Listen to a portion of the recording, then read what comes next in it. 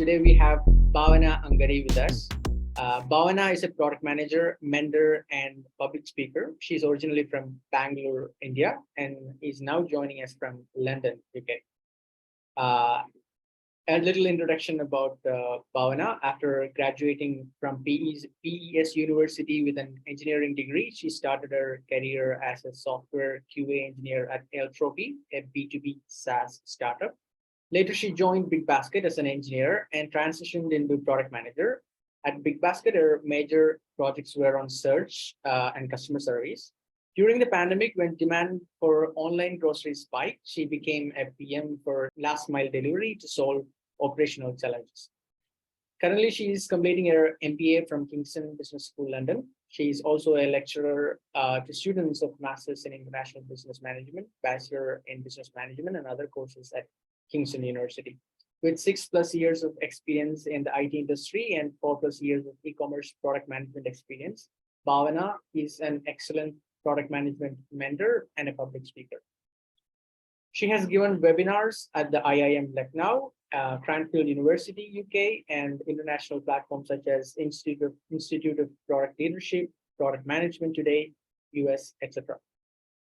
She is a content creator on LinkedIn with 10,000 followers and regularly shares knowledge about business, sustainability, product management, and MBA. You can check out their website at hellobhavana.com. Okay, Bhavana, thank you for coming on. So before we get into specific product management and career related questions, the audience would love to hear more about your story from yourself. The introduction given, I know that there is more to the story. What was your journey like, your education, initial work experience, and how did all that led you to product management? Okay, so I was a person who never liked coding since my school days. And that's the whole reason why I took electronics and telecommunication engineering and not computer science engineering, thinking I might not have to code if I'm in electronics. But I was wrong. In fact, in electronics, you need to code at low-level language. And as computer science engineer, you may have to code in high-level language. So that's when I realized, okay, I think I will have to code no matter what. And then while I was waiting for Ericsson to give me a call back, I joined a startup called Entropy as an intern, as a software engineer for testing. And again, I didn't even know what software testing means. And I just learned it on the job. So thanks to Entropy for giving me the chance, even though I did not even know what software testing was. So, and then I started enjoying it. It was really good. So it was more about finding bugs and talking to developers and then sitting on their heads trying to get it fixed. So it was fun. I absolutely loved it. And then eventually I joined Bigbasket. So e-commerce boom was in that time. And then I'm like, okay, let me explore how e-commerce works. So that's when I joined Bigbasket. And then within 1 year of me being in testing, I transitioned into product management. So that's how the journey was. Oh, great. Okay. So usually the first advice that PM leaders and mentors give aspiring PMs who want to break into product is to try and move within their companies. So you joined Bigbasket as a software developer. So how was your transition to product management like within your company? Right. So firstly, I joined Bigbasket as a software test engineer only. I am not a developer. I never liked coding, like I said. So I am far away from being a developer. So I'll tell you how it happened. The thing is, I was working on features like testing banners, right? You see in any e-commerce, there's so many types of banners. We see something on the homepage, something on the mobile app, there's something on the search page. So that's one of the first things that I started testing with. And then eventually I moved as a tester for search. Okay, so site search, like how Google search works, has always been something which is very, very interesting to me. So I thought, okay, let me try to understand how search works. So that's when I moved to the search team as a tester. And then there I worked very closely with a product manager called Tanu Gupta. So it was almost like 4 to 6 months. And then I think she saw the potential in me and she was like, okay, would you like to transition into product management? And the reason she chose me was probably because whenever she gave the product spec, so she was the PM for search, and then she used to do the product spec review with developers and testers. And then I always used to go back saying, hey, this is all good, maybe should we do that, maybe should we do this as well, or should we do it in a different way? So I was always very curious, and I was brainstorming with her, suggesting improvements. And then thanks to my manager, Sandeep Das, as well. And he said that, okay, why don't you only write a user story? So generally it's the product managers who write the user stories. Yeah. So as a QA engineer, I think Sandeep Das and Tanu Gupta played a vital role. And they said, okay, why don't you only start writing user stories and then get it reviewed by Tanu Gupta? So I started writing those, and then I used to enjoy it so much. Because if you see, as a QA engineer, also, you're trying to think about those test cases, which generally doesn't flash very easily. You want to see those corner cases, negative cases. So that kind of really helped me to write the use cases as a product manager. So I think Tanu saw all of this, and she was like, "Okay, would you like to try?" And there was an opening at that time in her team. And search is something which a company will have to keep working on forever, right? So it's not like you develop a feature and then it's over. So search is something you keep improving forever and ever. So she thought, okay, since I was very interested in search, maybe why not have her as the search PM? So that's how I happened to transition into product management. So Awesome. Awesome. yes. Yeah. So yeah, unlike you trying to break into product, your managers Yes. saw the potential in you, and yeah, they Yes. Yes, that's what happened. Because, maybe it didn't even flash that I could ever be a product manager. Because my assumption was, okay, a product manager needs to have computer science engineering degree and an MBA, and I didn't have both. So I didn't have Yeah. computer science degree, nor did I have MBA. But yes, I worked as a software engineer, so that was good. And yes, I think she gave me a chance. Of course, I had interviews with her and her boss and even the co-founder of Bigbasket when I didn't even know what product management is. So yes, it all went well. Yeah, yeah, great. And search as a product or feature is also very interesting. Like I was, talking to one of my mentors who was a product manager at both Flipkart and Amazon. So they're, how they approach search, the way people, especially in India, how they try to find things. It's long. I mean, like as a it's I mean, it's an opportunity for us to empathize with our Yes. users, and I mean, it's great. Yes, search is crazy, I'll tell you. I think the most misspelled words I still remember, because that used to be my words whenever I had to test the feature. Like I think there were 100 different spellings for biscuit, and Ruhavza, I think, had some 500 spelling that users were searching for, and even Maggie, Maza. So search is crazy. It used to be fun. Yeah. So search is always my favorite product. So okay, no, aspiring PMs get a lot of theoretical learning from experienced PMs through courses. There are many these days, mentorships, etc. But I think they don't have a good enough idea of what a PM's day is like, what day-to-day work is being done, and how like to handle real life problems. So what is it like to be a PM at a large online grocery delivery company, and what was your day like at Yeah, I know. So I'll tell you, as a QA engineer, I used to think, oh, being a PM is so good, and because the grass on the other side always looks greener, right? Yeah. So that's what it is. It is ironical, but that is the truth. Okay. So see, as a person, I love talking. I love speaking to people. So I enjoyed being in meetings. Okay, so generally, most engineers they don't like to be in meetings. So they like to sit in their desk, do their job, and then they enjoy that, right? But I was not that person. So for me, when I transitioned into product management, I realized that okay, half the day is just meetings. Okay, so why so many meetings? I'll give you an example. So let's say there are three features which are going on. Okay, so one feature for which you are writing a product spec. Okay, so for this, you will have to keep meeting your stakeholders, right? So you will write and then you will again go back and say, okay, is this okay? Do you think this will solve your problems to the extent that you think? And then they will say, okay, possibly no, maybe do it in another way. And then you again come back to engineering and then you ask, okay, is this even possible to implement?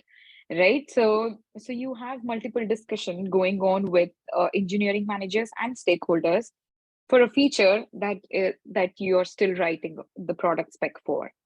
Now let's talk about the second type of feature, which you have just released. Okay, so you have just released a feature to production, and now the thing is, you will see some unexpected bugs, which has just slipped through all the QS, UAT, everything.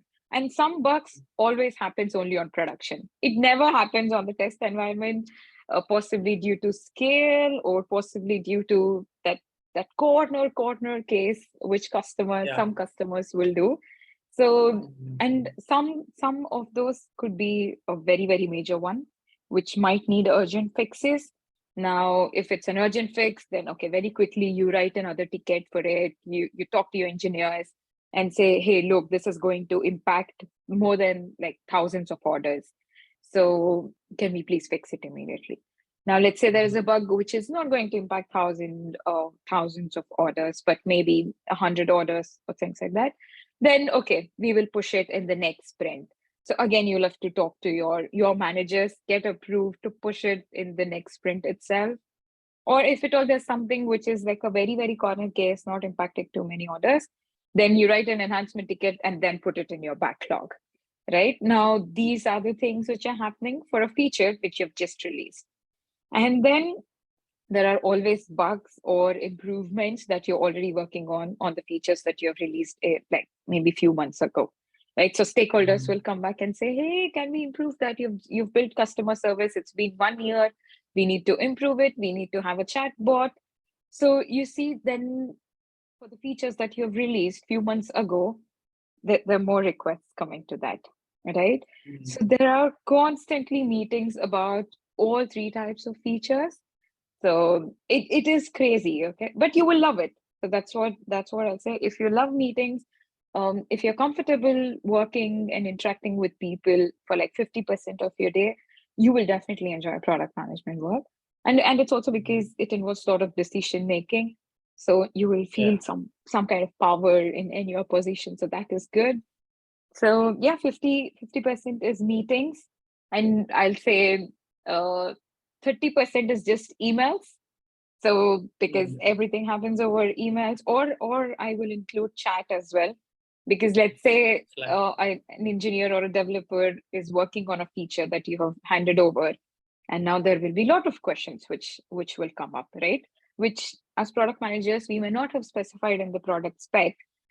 Now engineers will ping you saying, hey, what to do in this case? What should be that message?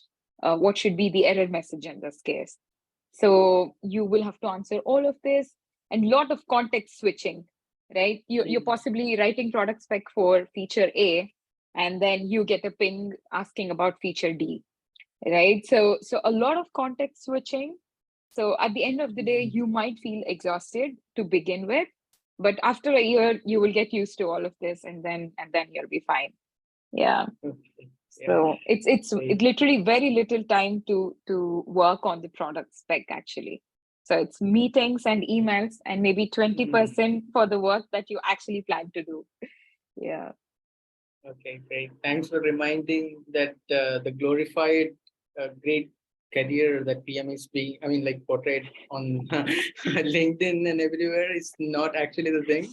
So yeah, I believe, I mean, nobody should try to become a PM just because of the like monetary benefits or any, I mean, like the good life you Yeah. get as a at the job. But Yeah. if you are passionate about it, and if you think that you can like excel in these kind of Yes. settings, yeah, PM Yes, is for them. that's really true. Yeah, I mean, yes, the monetary benefits are good, but as a software developer, also you can earn even possibly more than a product Yeah. manager, also, Mm. right? Because that is considered more like a niche skill, especially in abroad. So, Yeah. because engineers are valued very, very highly, So, right? So yeah. it shouldn't be really about the monetary value at all. Okay. So, Yes. and I'll tell you, initially when I transitioned into product management, there were even meetings where I ended up crying.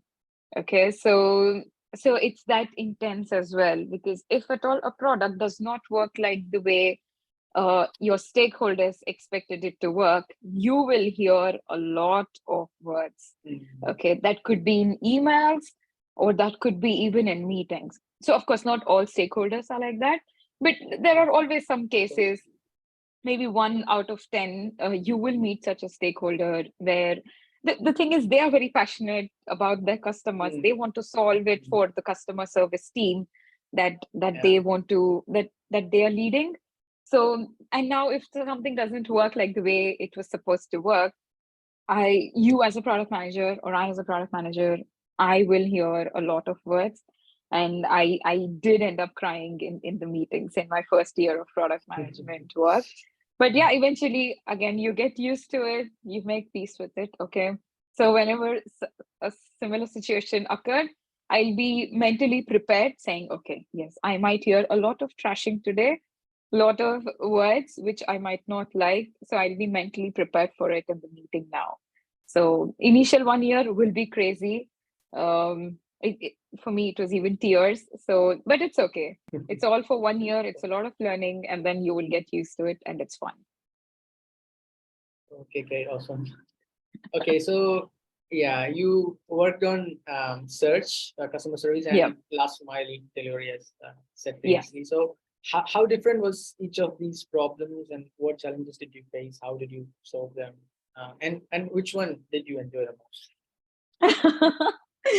Oh, I get this question very, very often. Did you like that front end customer facing search or Mm. customer service, or did you like back end?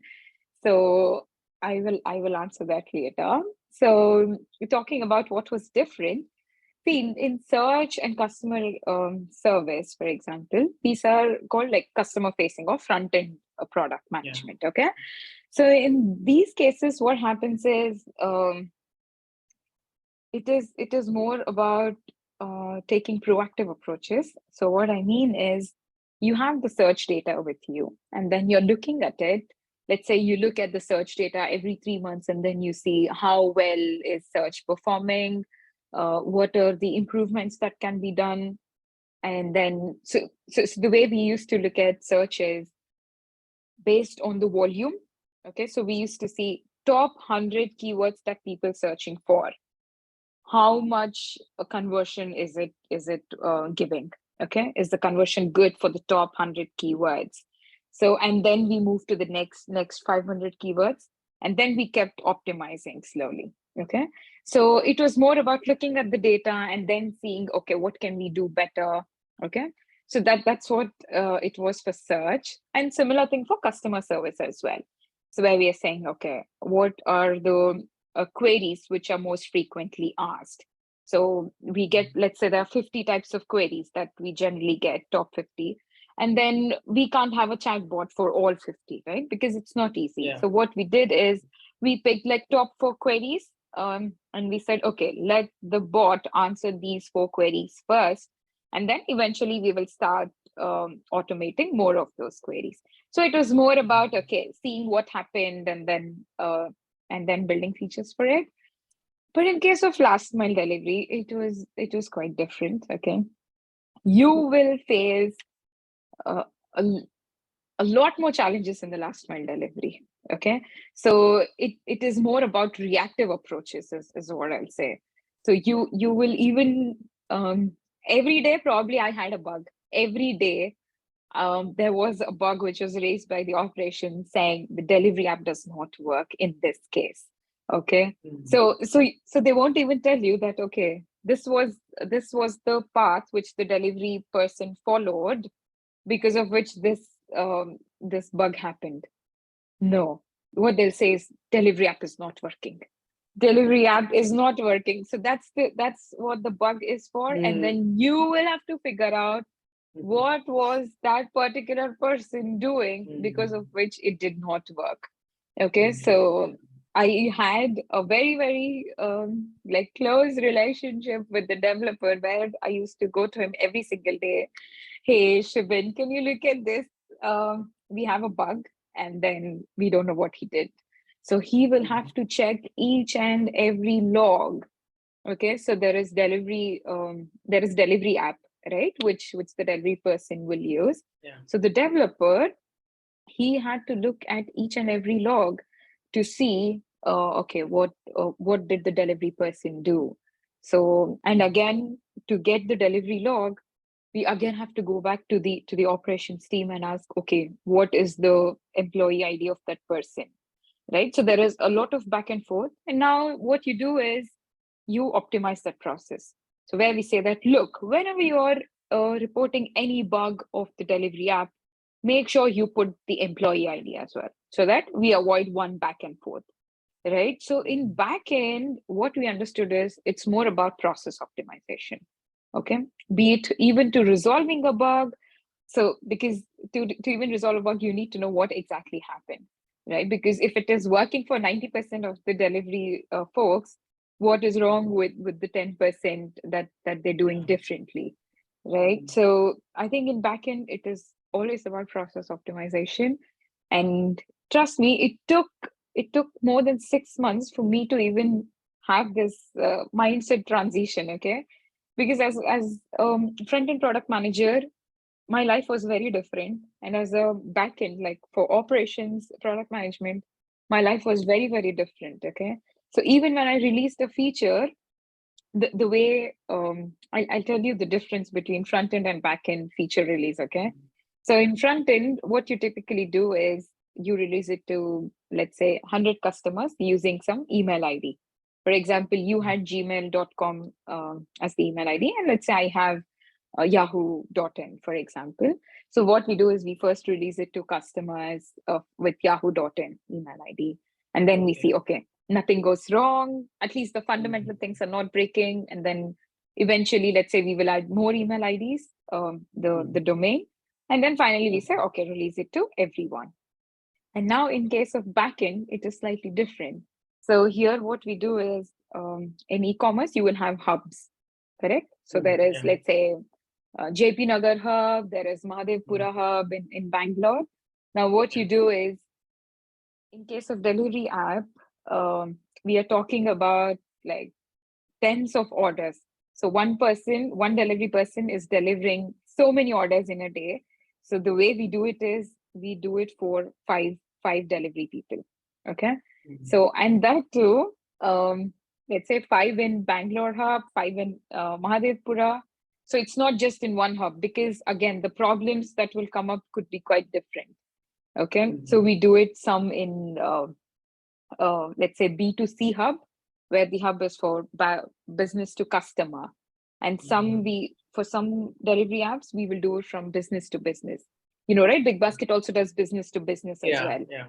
So, and you won't believe this. Okay, sometimes the bug only comes for B2B orders. Okay, and that bug doesn't happen for B2C orders. So you will experience those things which you could have never even imagined for. Okay, so then we said, okay, we will optimize this process of even releasing the feature. Okay, saying that whenever we are doing the pilot, so this is called pilot phase, where we say, okay, we will release it slowly and then we will do a rollout for everyone. So what we did is, so there is a process optimization for that as well, saying we will test it on B2C orders, we will test it on B2B orders, we will test it for, so we have BB Instant as well, those vending machines. So we will test it even with those orders as well. So, and then once it works for, let's say, 2-3 days for everyone, no problem, then we will increase it to, let's say, maybe 10 hubs. and then we will do the full rollout. So backend, lot of process optimization, and it's really crazy. Mhm. And sometimes even I have done a mistake which has led to problems in the early morning. Okay. So whenever I have to enable the feature for a particular hub, so instead of, let's say, enabling it for JP Nagar hub, I enabled it for Jainagar hub, for example. Okay. Now, Jainagar hub delivery people, they are not prepared for the new product. Okay. That particular setup Yeah. is only there in JP Nagar. Now, the thing Mhm. is, suddenly the people, the delivery folks in Jainagar, in that early morning slot, they are not even able to proceed with the app. Okay. Because of Mhm. which so many orders would get delayed. Delayed. Okay. Immediately I will get calls. I mean, operations team will get calls. They will call me. They're like, okay, delivery app is not working. Delivery app is not working. And then I'm like, okay, what did we do? And then it turns out that I made the mistake of putting the wrong hub. And I Mm. mean, yes, you see, even it's not an engineering fault, it was really my fault. So, because of which Mm. there was 1 hour of chaos and so many delayed orders.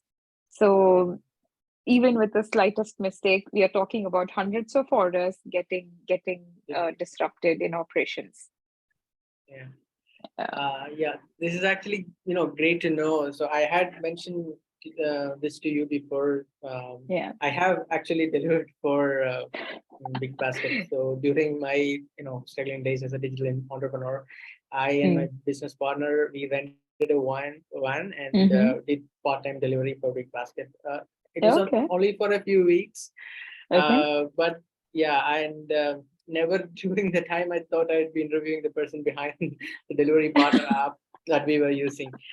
So yeah, it's great to know. I mean, about the all the work that was going into it. Oh Okay, God, great. it's been Thank great. you. Did what was your experience using the delivery app? Was it straightforward? Was it difficult to understand?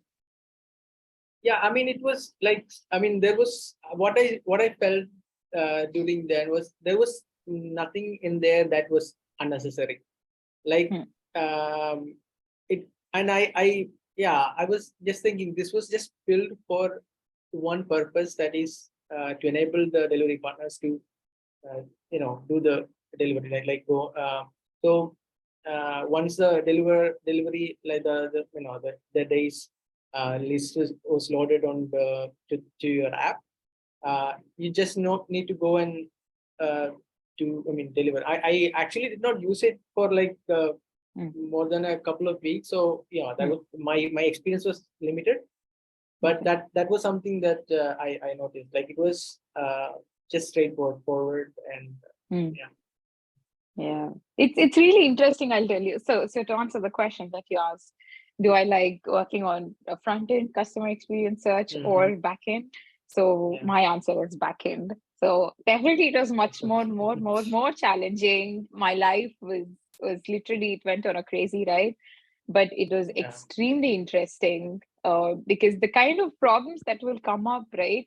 You can't even imagine those kind of problems in operations. Mm. So, I mean, I'll give you one example. Okay. So, you will have delivery ETA, right? On the Mm-hmm. customer app. Let's say we would have told, so let's say you're the customer, you chose 5 to 7 p.m. Delivery Mm. slot Yeah. for your big basket order. And now, let's say I'm the delivery person, and then I will leave at, let's say, 4:45 to deliver the orders in that slot. Now, the thing is, as soon as I start my delivery run, so we will give the ETAs to all the customers, right? Saying, Mm-hmm. hey, your order might be delivered by 5 to 5:30, and let's say Praveen's order will be delivered by 6 to 6:30, for example. Now, what happens is I'm the delivery person, and then I start my delivery run. Then, okay, I go about and then I just skip your order. Okay. For some reason. Now, it could be because there was a road procession in Yeah. your road, and I'm not even Mm-hmm. able to reach you. Okay. So, what Mm-hmm. I will do is, okay, I will skip your order for now. I will come back later so that at least I can deliver the other orders on time.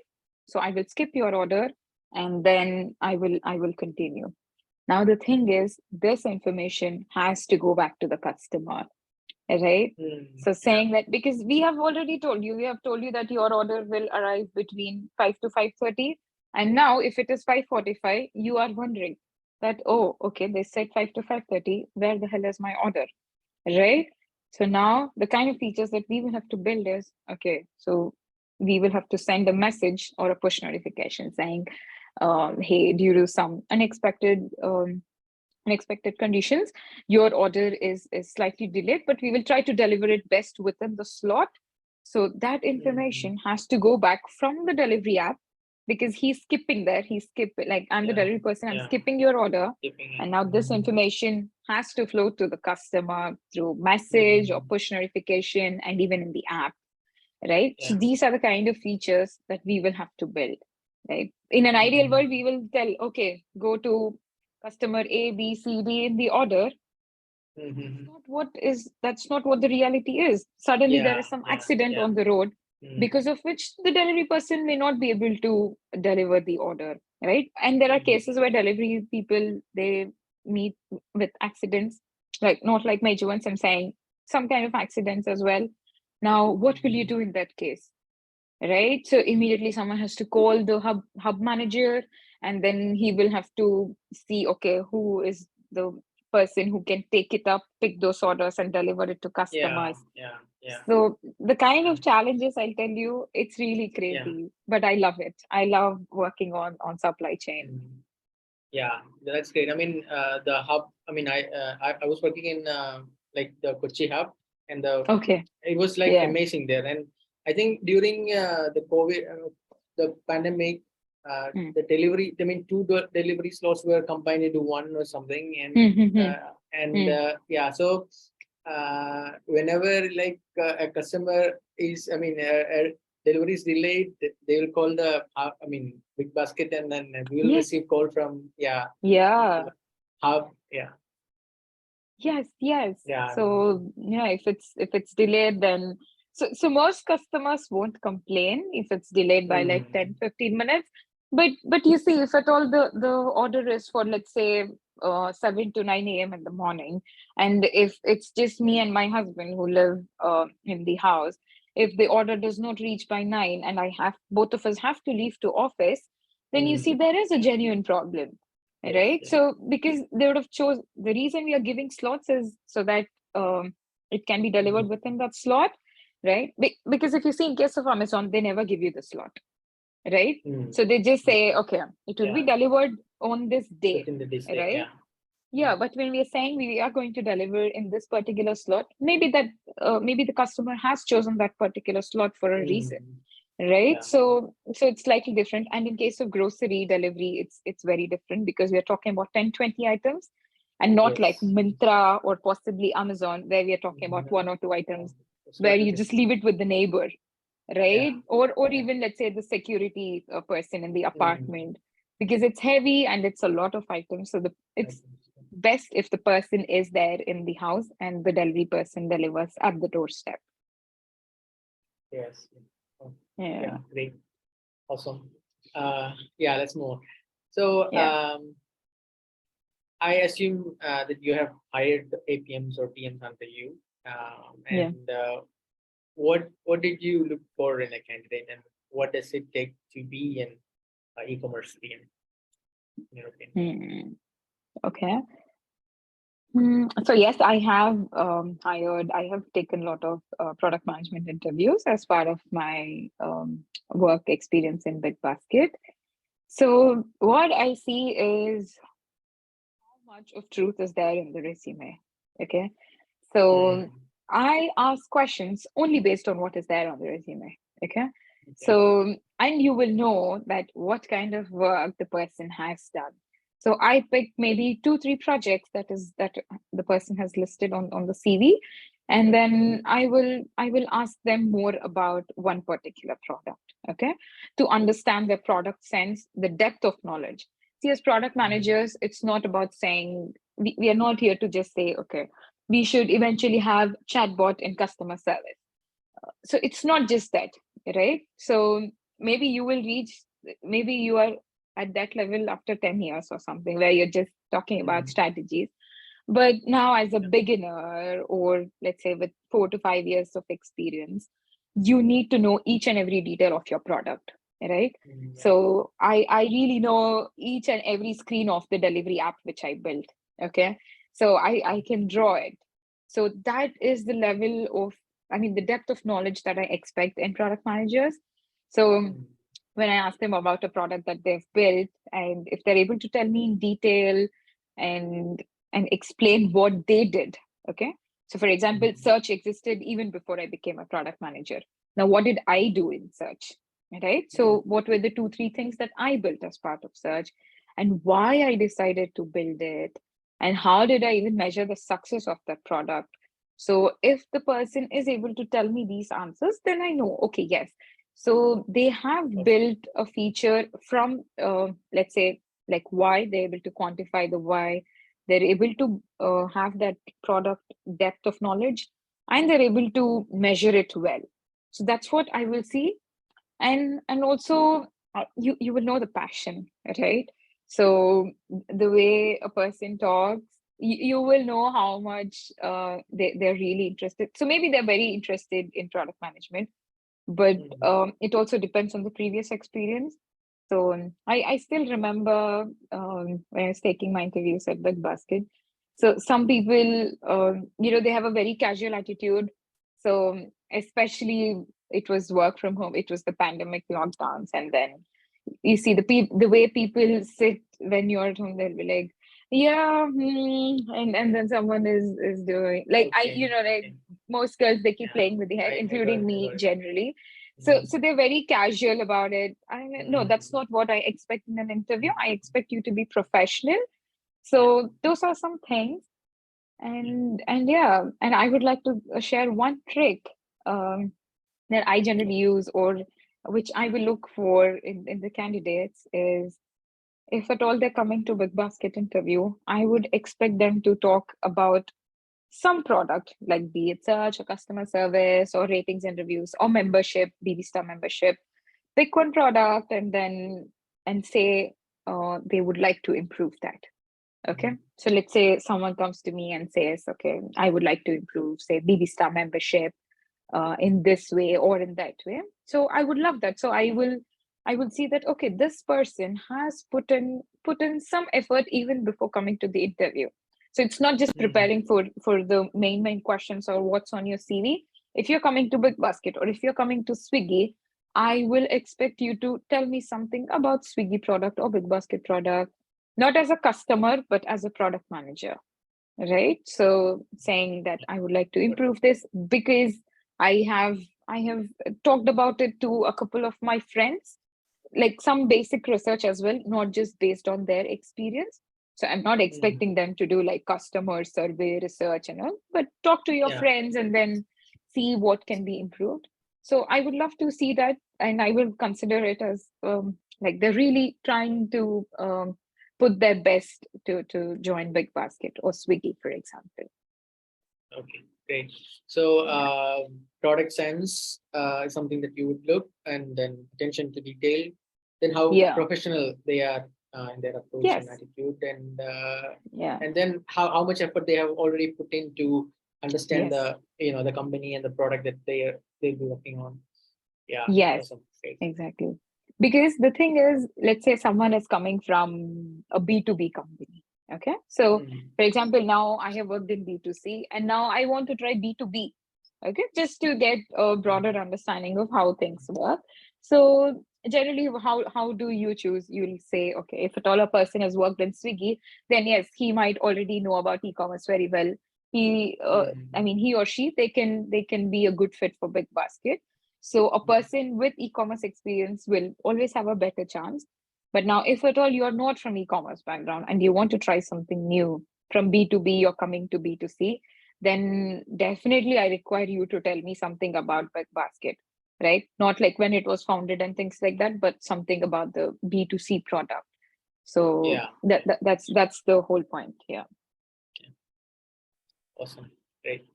So, you are now pursuing an MBA, right? So, and you Yeah. are a successful PM. Yeah. So, at what what point and why did you decide to do an MBA? Is MBA required to become a PM? That is actually a pressing question. Yes. Yeah. Yes. So this is a very, very common question again. Yeah. Is MBA a must for becoming a product manager? So the answer is no. Because like I said, when I became a PM, I didn't have computer science Yeah. degree, nor did I have an MBA. But now why I'm doing MBA is because of two reasons. One thing is um, I right now I'm in product management, yes, but eventually I want to become the CEO of an MNC of a multinational company. So now if I want to become a CEO of an MNC, I need to know business from end to end. So it's not only about product. So me coming from a tech background, I always look for technology solutions, right? So whatever it is, I try to solve using technology. Now that is not necessarily really a good thing, right? Because some things, it might just be a process improvement. It may not even need a tech solution. And I have learned that lesson as being a product manager for operations, right? Because in that case, it was mostly a process change and then things would get better. So for me, MBA has been an incredible experience, and I'll say that it has been life changing. So because I mean, I didn't even know what a balance sheet will have. Okay, so I have zero knowledge about finance. So because I did engineering and possibly I never did any investments as well. So I have no idea about it. But this MBA, it has modules covering, say, financial management, which will tell you, okay, what are the main things that you need to look as a CEO or anyone at CXO level, all the balance sheet, cash flow statement, what will be there in that, and what the main things that you need to pick from it. Now that is one, because finance is the main thing in any business as well, right? So and the other thing is for example, responsible management. Okay, when I joined MBA, what is this responsible management? What subject is it? And then you won't believe that is the module which changed me forever, I can say. So it it is about it taught me about the whole sustainability piece, saying that okay, now being an MBA student, you have a very, very high probability of being a manager. And when I say manager, you're basically in a decision making role, right? So you can influence decisions in your organizations.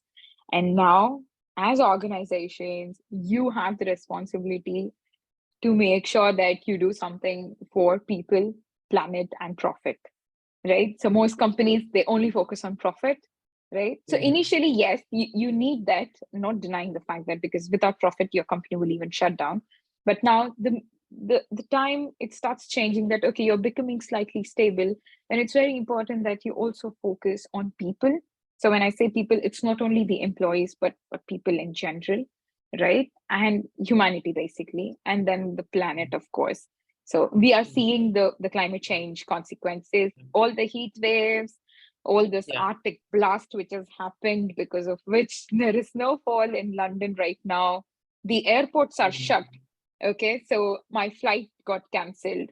Now the thing is, eventually these climate action, whatever the climate crisis that we have, it is going to cause business disruption. Okay, it is ultimately going to affect people and profit. So as MBA person, as a manager, any manager, not just product manager, any manager, you have the responsibility to make climate conscious decisions, right? You have to think about people, planet, and profit, and not just profit. So, and now after my MBA, I have decided to work for a company which is sustainable. So which works very closely on sustainability and not just blue washing. So blue washing, greenwashing is like, okay, they're just trying to, they'll do some CSR activity and show off that, oh yeah, we are doing the good things. So no, that's not the case. So I want to work for a company where they are sustainable, and also possibly on a product which helps other organizations or people to move towards sustainability. For example, in Amazon, you might see a filter called climate friendly products. Do you see it there? Yeah. So you I see mean, I've that's heard about that, but you've heard I'm about not it? actually. Okay. Yeah, I haven't actually Yeah. seen it here in India. I'm not sure if it Yeah. is there. Yeah. I'm not sure if it's there in Amazon.in, but it's definitely there in Amazon.co.uk in the Amazon UK website. So you have a filter which says climate friendly products. Okay. Yeah. So you see, this is what a product manager, a responsible product manager can do, because they can boost, let's say there are 10 products in a list. And if, let's say, 3 of them are climate friendly, you can give them a higher boost, right? You can talk to, of course, you can talk to your stakeholders and say, look, we all have to be sustainable. So why not give it a little more boost so that they get higher visibility?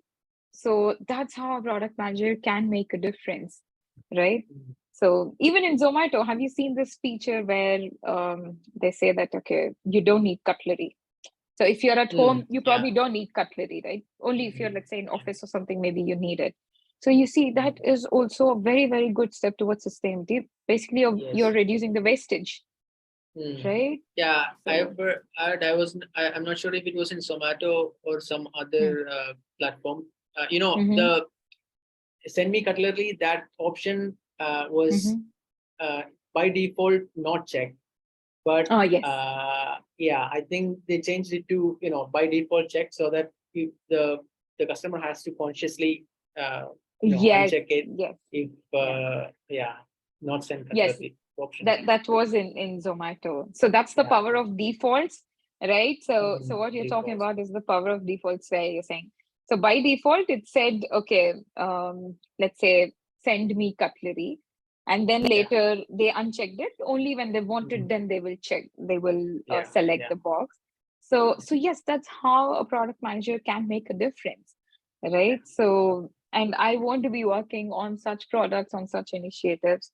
So yes, MBA has been an incredible experience, and I Awesome. would really recommend MBA to anyone actually. Great. Yeah. Yeah. Okay. Awesome. Uh, so in general, any other advice that you would give aspiring PMs listening to this podcast? Okay. So I will say get um get better at writing. Okay. Because like I said, 30% of your day is just emails. Okay. Now, maybe as engineers also, you were talking to product managers and QA engineers or stakeholders also.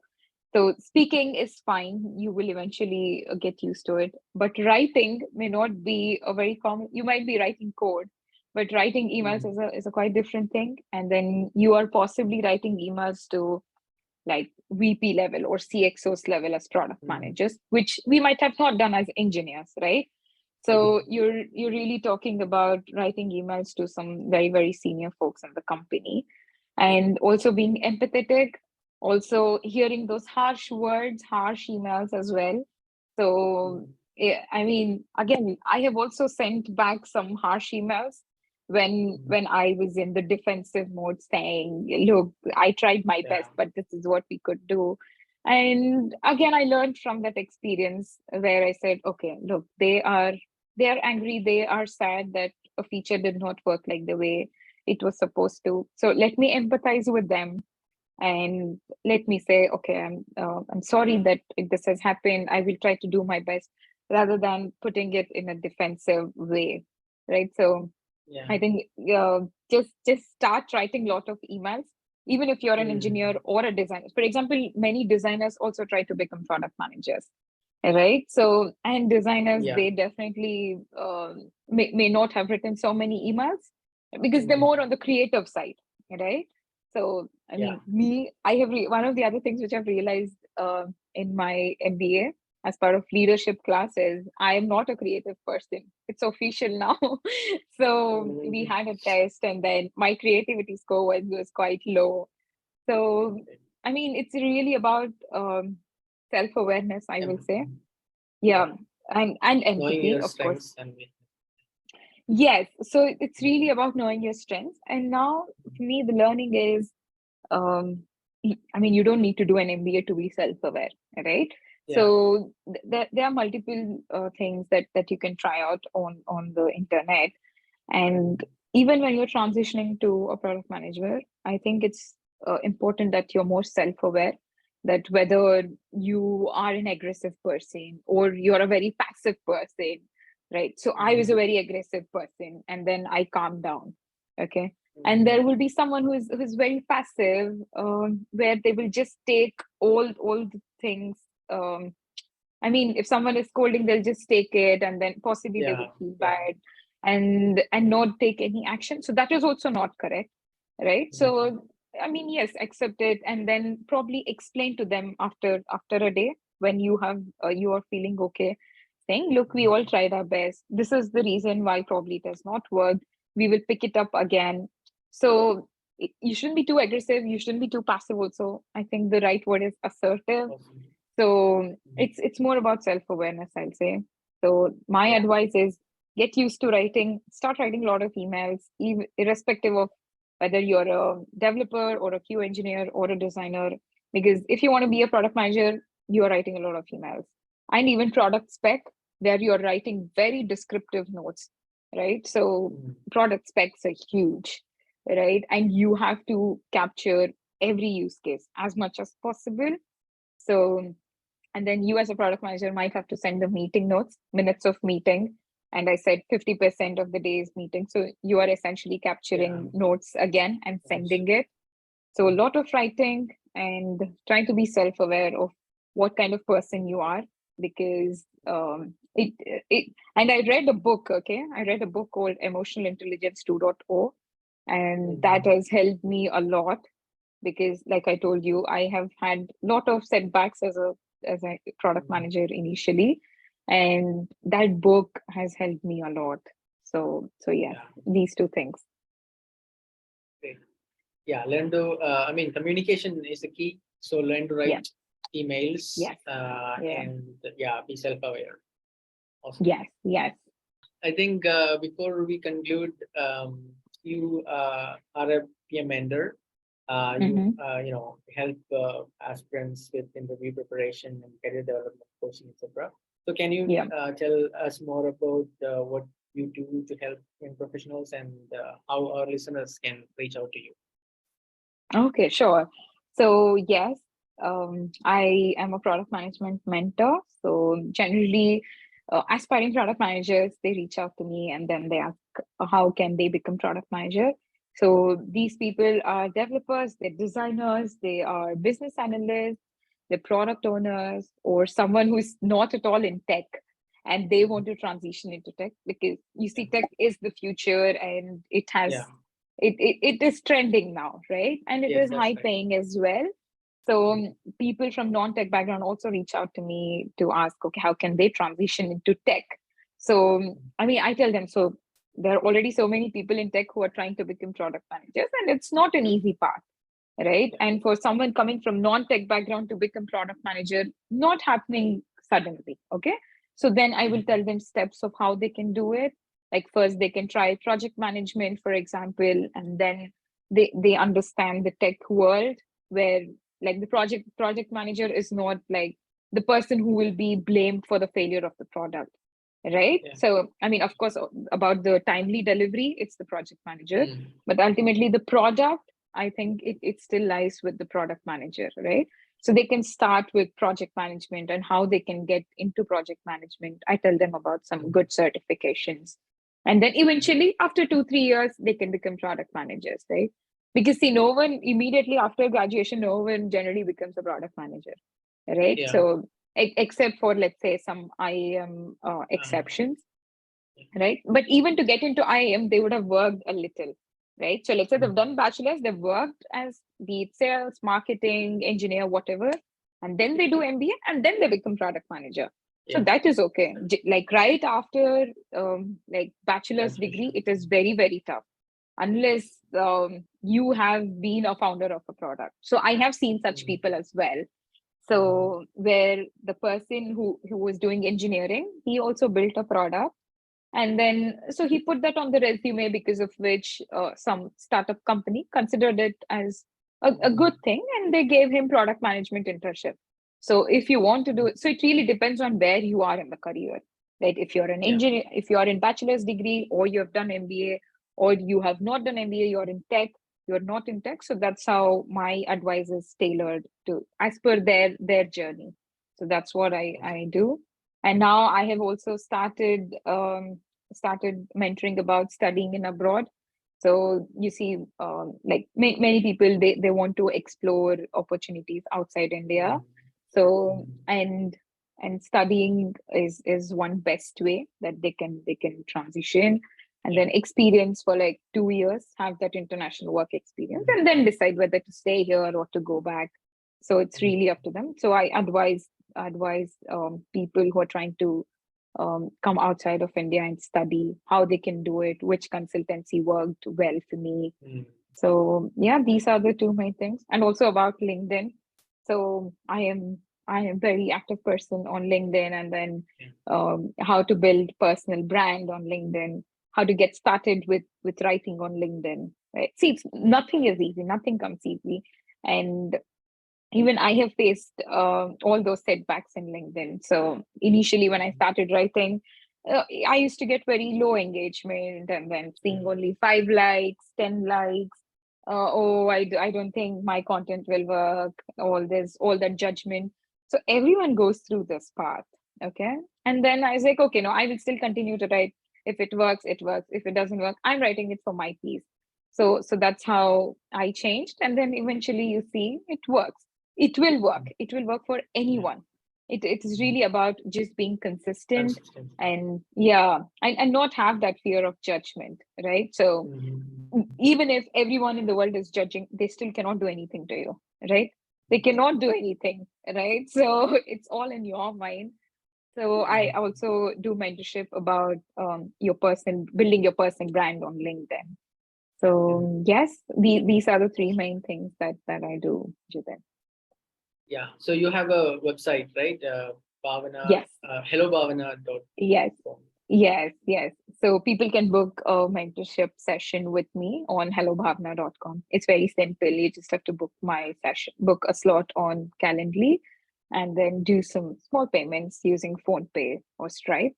So that's what it is. And thank you so much, Jibin, for hosting this.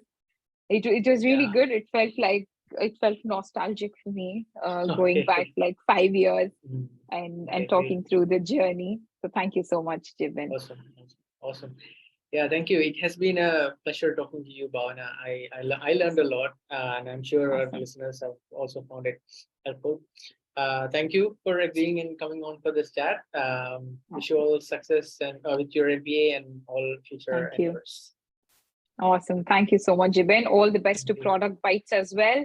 And I hope to see this video and audio podcast soon. All the very best to you. And if there are any aspiring product managers or anyone who's trying to migrate outside India to study, feel free to reach out to me on hellobhavna.com or connect with me on LinkedIn. Thank you. Thank you. Awesome. All right. Bye bye.